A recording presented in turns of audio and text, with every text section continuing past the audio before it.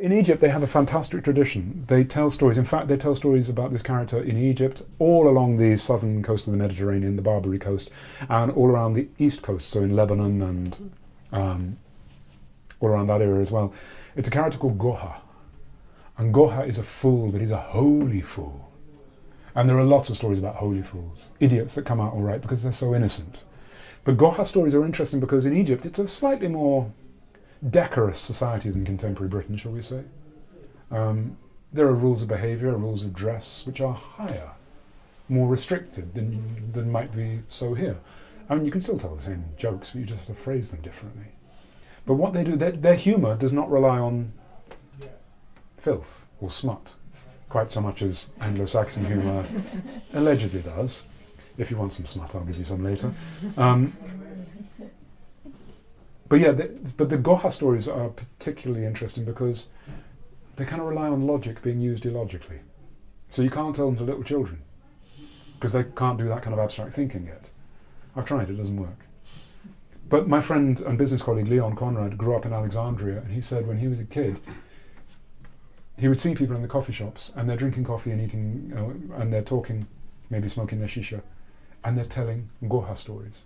And the way Goha stories work is, if you can guess the punchline, if you give the punchline, the person telling the story goes, you get a high five, and then it's your turn to tell a Goha story.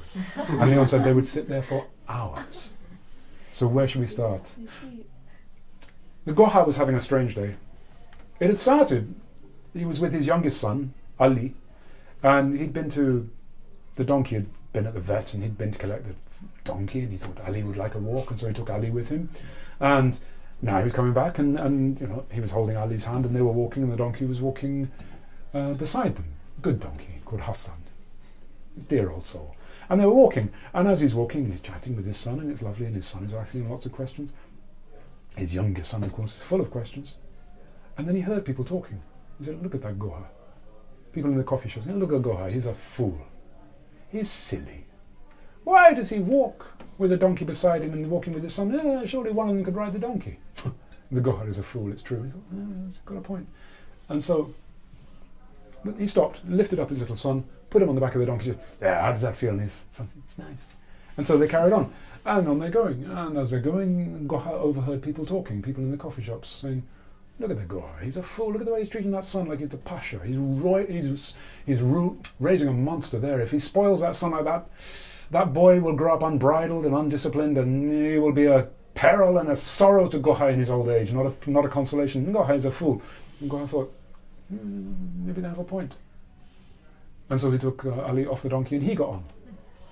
And carried on like this. And then of course he heard people in the cafe saying, oh, look at the Goha, he's so unkind, making that little boy walk whilst he rides up there like he is the emperor or something.